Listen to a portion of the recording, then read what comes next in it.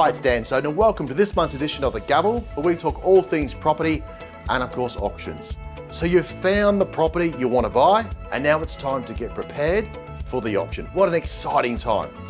So let's get you prepared to ensure you're in good shape to secure the property. There are really two key things to consider around auction day. Firstly, preparation, and then secondly, participation at auction. So let's have a look at what we can do before auction day to get you prepared. The first thing, finance approval. Obtaining a finance approval should be the very first step. It allows you to know what your borrowing capacity is so you can make clear decisions when it comes time to decide on price. Don't leave this too late, because it is the number one reason why buyers are unable to bid at auction and why you could possibly miss out on the property you really want. When it comes to finance, our advice is to see a broker. It's the broker's responsibility to look after you and get you the best finance rate available. Remember, the brokers look after you, the banks will look after themselves. The second point, of course, is know the area. Do your research. And not only do your research on what is listed for sale, but also know what else has sold in the area. Rest assured, the property owner and other competing bidders will also know the same information. And the third thing, know the auction terms and bidder registration process. Of course, auctions are sold on what we know, or what we call, is a cash and unconditional basis, meaning that the contract is not subject to any conditions including finance or buyer's inspections, which means building and pest inspections. Also, a 10% deposit is required by the successful purchaser and settlement is usually in around 30 days' time. Now, when it comes to registering to bid, there can be variations, and they are either offered by the seller or requested by the buyer prior to the auction itself. And these variations can make the bidding a little easier. These variations typically include maybe a lower deposit, so maybe a 5% deposit, and sometimes even a longer settlement, maybe up to 60 or 90 days. It's very important to make sure that any variations are confirmed before the auction starts and as part of your registration process.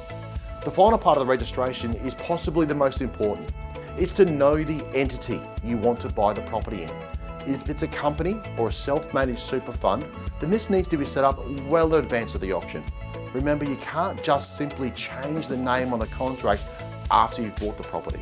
If you're buying the property in personal names, make sure that all parties are present and have signed the registration forms and provided your ID.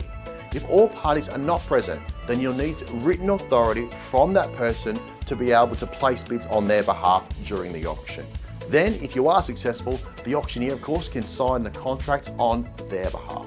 So now that all the preparation is complete, now it's time to focus on the auction and your participation.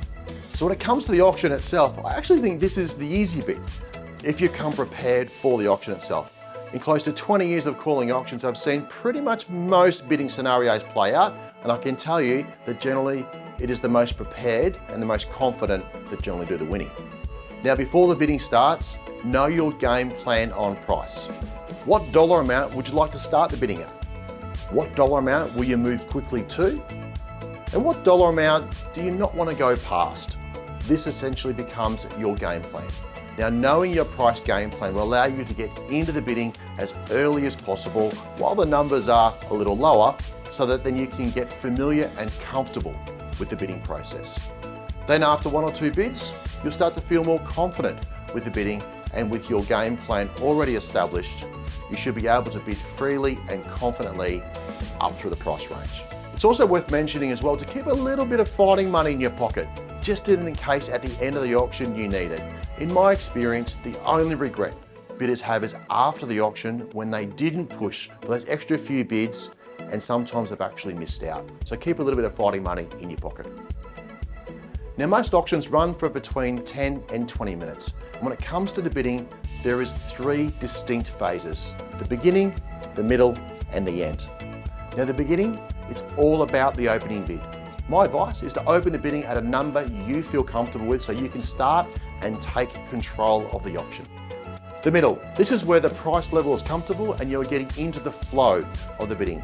Use this time to see how many other buyers there are, and any competition in the auction should give you confidence that you're buying a good property as well. Remember to keep bidding confidently. Now, if there are other bidders, keep bidding back quickly and strongly so you can stay in front. The ending. It goes without saying that at the end of the auction, you need to be in front. At the end, there'll be two possibilities. The reserve will have been already reached, or it is yet to be reached.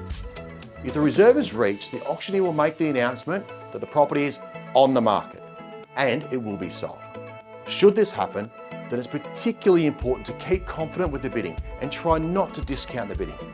Even if the bidding falls into the small bids, don't be afraid of raising the bidding increment and really stamp your authority on the auction.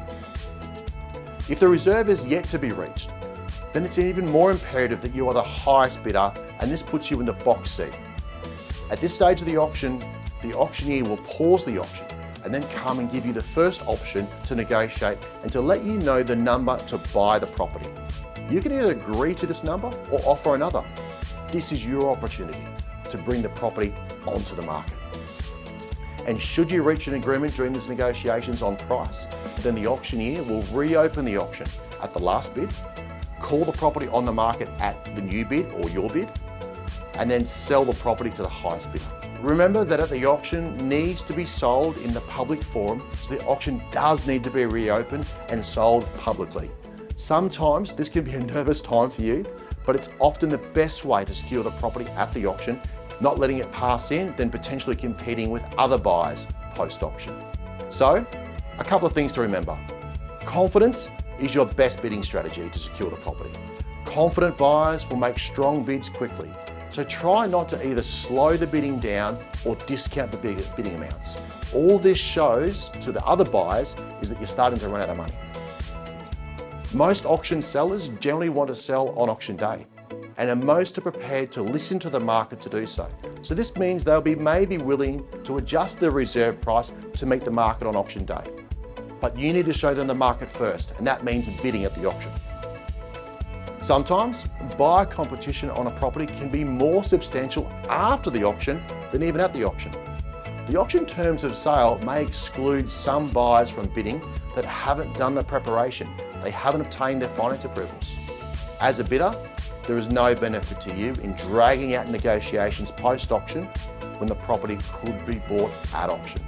It only allows other buyers to participate on their terms. So best of luck if you're out and about in the coming weekends, and most importantly, if you're bidding at one of our auctions. See you next time.